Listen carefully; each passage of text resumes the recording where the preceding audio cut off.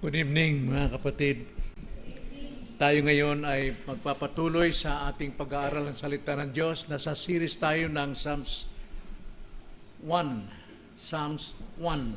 At nakita natin itong salmo na uno ay naglalarawan ng dalawang uri ng tao, isang mapalad at isang masama.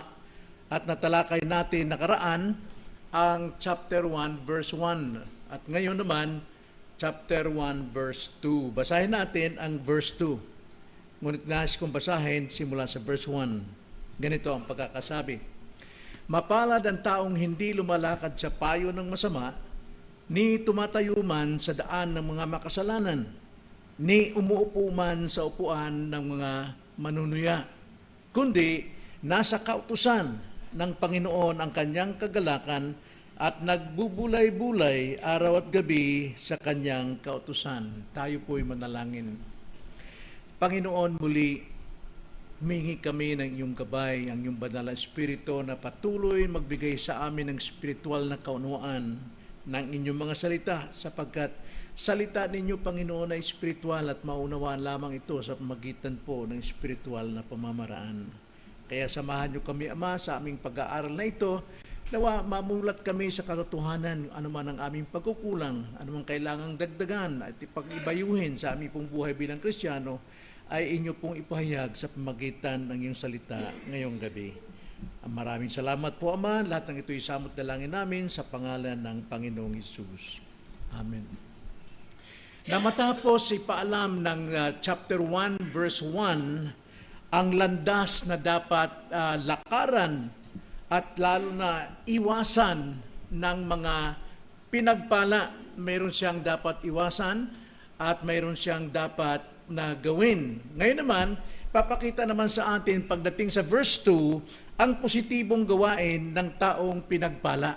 Yung positive naman na dapat niyang gawin.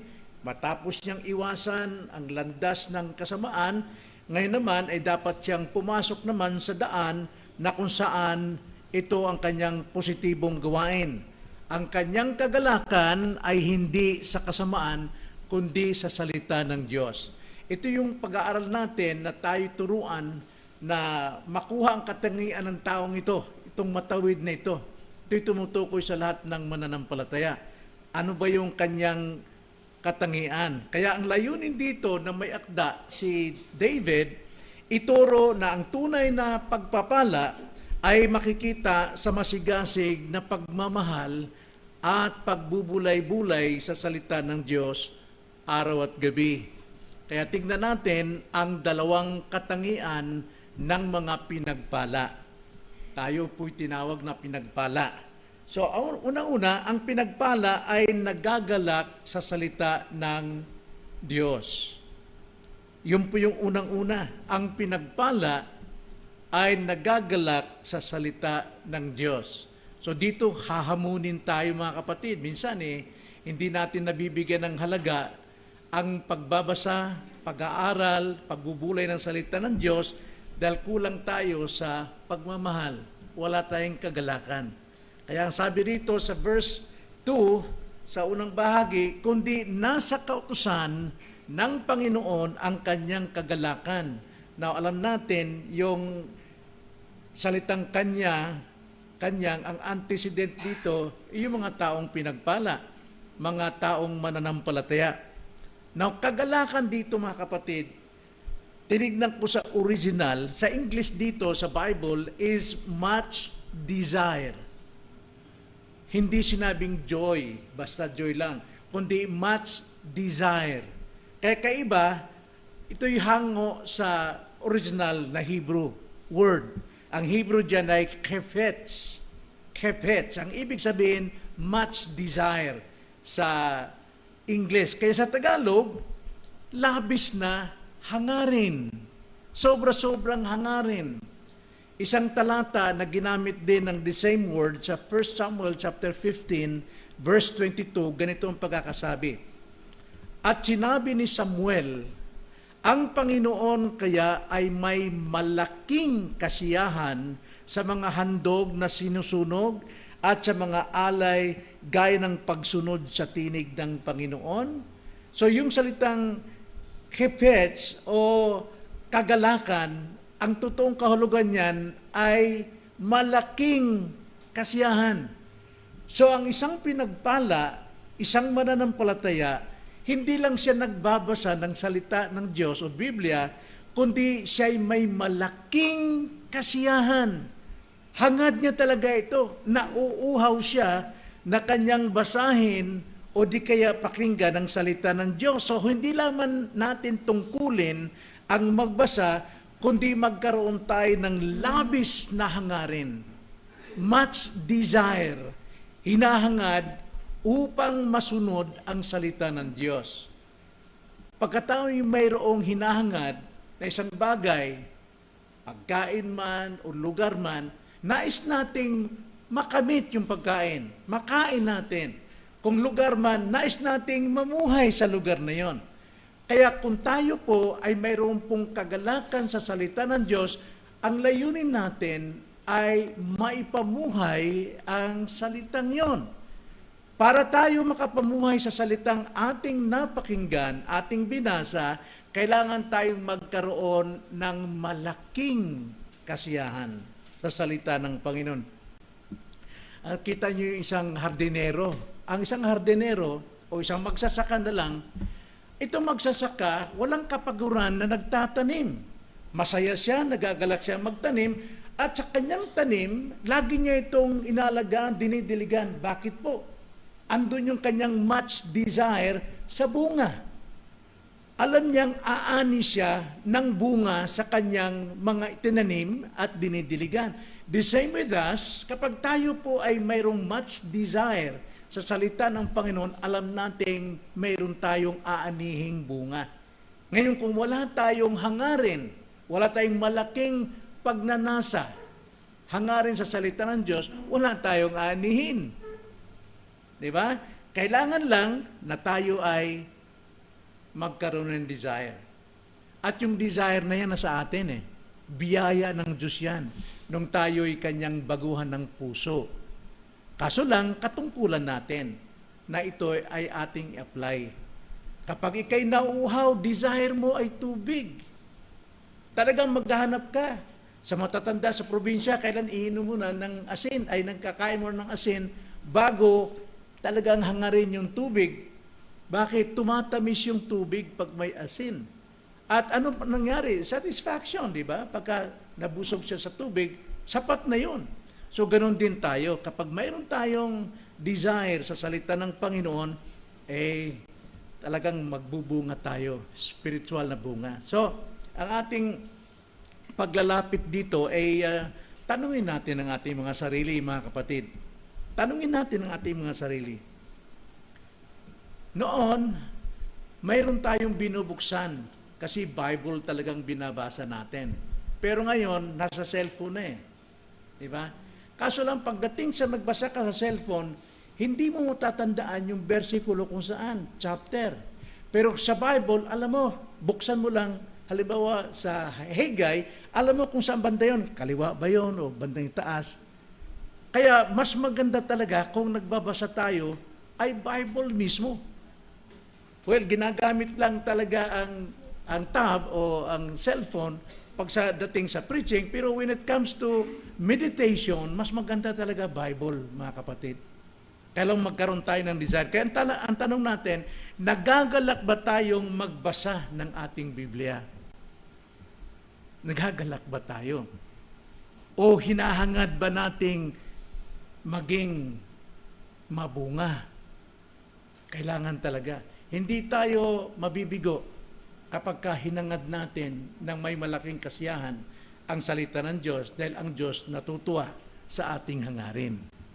Ikalawang katangian, ang pinagpala ay nagbubulay ng salita ng Diyos. Tingnan ang sabi sa ating teksto, kundi nasa kautusan ng Panginoon ang kanyang kagalakan at nagbubulay-bulay araw at gabi sa kanyang kautusan. Araw at gabi, kung mapapansin natin ang Joshua 1:8, ang sabi ng Panginoon doon, Huwag mong aalisin ang kautusang ito sa iyong bibig, basahin mo ito, at bulay-bulayin araw at gabi. Nagsimula doon, eto na naman. Nagbubulay-bulay araw, gabi sa kanyang kautusan. Now, yung salitang pagbubulay-bulay, sa English dyan is to moan or muter. Ibig sabihin, sa Bisaya pa, to moan means mag-ago. Di ba? Yung talagang nagdadalamhati siya. Ganon ang mga Hudyo pag nagbasa ng kasulatan sa Old Testament, sila ay nagmumuter talaga, nagmumoan sila. Sapagkat kinakausap nila ang kanilang sarili sa kanilang binabasa. Ganon ang klase ng pag-meditate. For example, sa akin din, pag gumagawa ka ng outline, ayan, alam ni Mama talaga yan, maingay ako. Kasi binibigkas ko yung salita. Dinadama ko yung bigat nung salita talaga. No? Mayroong intonation yun eh, ikaw gagawa. Katulad kahit kayo magbabasa ta ng Bible, kailangan gamitin mo yung intonation. Hindi lang dire-dire. Kailangan mayroong kang dapat para maramdaman mo kung ano yung sinasabi ng salita. Sa iyong pag-moan, sa iyong pag-muter, para bang ang Diyos ang nagsasalita sa iyo, ano ka talaga sa Panginoon. Ang Hebrew niyan is haga. Haga. Para bang bubulong-bulong. No, yun ang ibig sabihin. Pag bubulong-bulong or umuungol na parang nagdadalamhati. Pag binasa natin ang salita ng Diyos, ng diretso lang, wala pong sa atin, buhay. Pero pag binasa natin ng dahan-dahan, na may pag-unawa, pagbubulay-bulay, nararamdaman natin yung salita niya. At bigyan natin ng intonation kung saan ka dapat huminga, tumigil, magtaas ng boses o magbaba. Ang salita mismo ng Diyos ang nagsasalita sa atin. Yun yung pagbubulay-bulay. Kaya lahat ng Hudyo, kabisado nila yung Old Testament na Bible. Kasi araw-araw nagmumuter sila, nagmumoan sila. Binabasa nila sa kanilang isipan yung kanilang nabasa sa scroll. At yun ang naging bahagi nila. Kaya matatag sila pagdating sa salita ng Panginoon. So, ang pagbubulay-bulay, mga kapatid, ay hindi lang basta pagbabasa. Pag nagbasa ka lang, mga kapatid, aantukin ka talaga. Sino sa inyo hindi naantok? Baka hindi kayo makatagal ng isang chapter eh. Di ba? Pero bigyan mo ng damdamin. Ibulong mo sa iyong sarili. Kausapin mo ang iyong sarili. Tulad ng isang sundalo, tumitingin siya sa kanyang mapa. At ang kanyang mapa, binabasa nito araw-gabi. Anong dahilan? Para hindi siya mailigaw kung nasaan ang lugar na pupuntahan niya, nasaan ang kaaway, nasaan ang kanyang teritoryo. Kaya kinakausap yung mapa. Eto, dito. Ganyan, ganyan. Hanggang sa makabisado niya. Ganon din ang pagbabasa natin. Sinasambit natin ang mga salita na mayroong damdamin. Gayon na lamang ang pag-ibig ng Diyos. Kaya binigay niya ang kanyang bugtong na anak. Mauunawaan natin. Pero kung diretso lang, gayon na lamang ang pag-ibig ng Diyos, kaya binigay niya kanyang bugtong ng sino sumampalataya ay maliligtas. Amen. Mas maganda yung binubuhay mo talaga.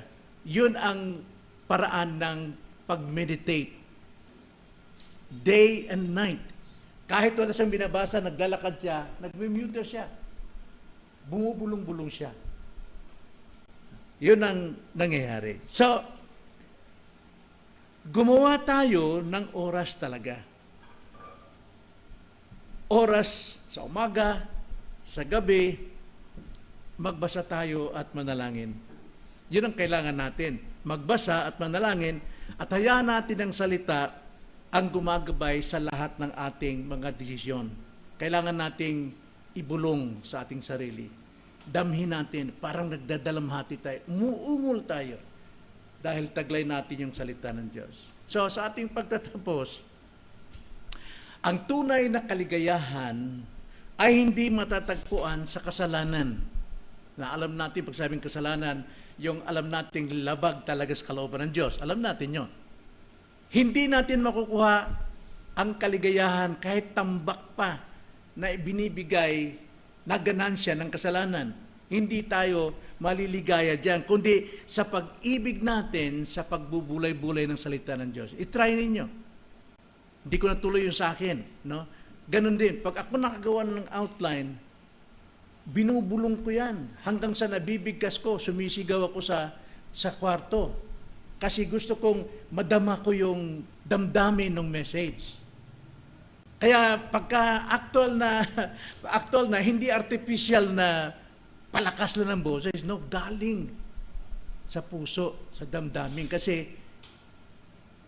nag-meditate, yun ang kailangan. Kaya minsan, marami rin nagpipreach sa masakit lang sa tenga kasi malakas ang boses.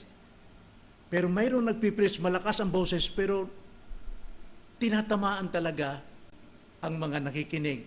Kasi galing yun sa pagbubulay-bulay. Mayroong kapangyarihan yun. So, ang tunay na kaligayahan ay hindi matatagpuan sa anumang kasalanan, kundi sa pagbubulay-bulay ng salita ng Diyos. Try natin. Yun ang utos ng Panginoon sa atin. Yun ang example na binigay sa atin ng Panginoon. So kung nais nating maranasan ang pagpapala ng Diyos sa Kanyang salita, gawin nating pagkain ng kaluluwa ang salita ng Diyos. Gawin natin pagkain. Magiging pagkain lang natin kung naunawaan natin dahil ating inuunawa bawat salita. Talagang natatanggap natin sa loob. Kaya ang hamon sa atin, mga kapatid, ano mas nagbibigay sa iyo ng kasiyahan at kagalakan ngayon? Ang mga bagay ba sa mundo o ang salita ng Diyos? Tanong natin, ano ba nagbibigay sa atin ng kasiyahan? Masiyahan tayo sa salita ng Diyos.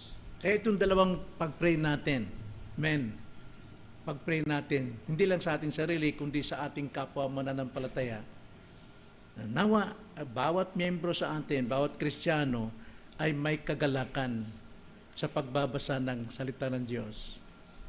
At ikalawa, bawat isa sa atin, mga miyembro, ay mayroong kagalakang magbulay ng salita ng Diyos para madama natin kung ano yung sinasabi ng Panginoon sa buhay natin. Tayo manalangin. Panginoon, nagpapasalamat kami sapagkat hindi lamang kami ninyo tinuturuan sa pamagitan po ng mga preachings, mga teachings na aming napapakinggan sa tuwing may pangangaral, kundi tinuturuan nyo kaming lumago, Panginoon, sa pag-ibig namin sa inyo pong salita, na ito'y damhin namin sa pamamagitan ng aming pagbubulong-bulong sa aming pong pag-ungol kung ano po ang sinasabi ng inyong salita upang madama namin ang inyong pong kalooban. Maraming salamat po, itong aming dalangin sa pangalan ng Panginoong Hesus. Amen.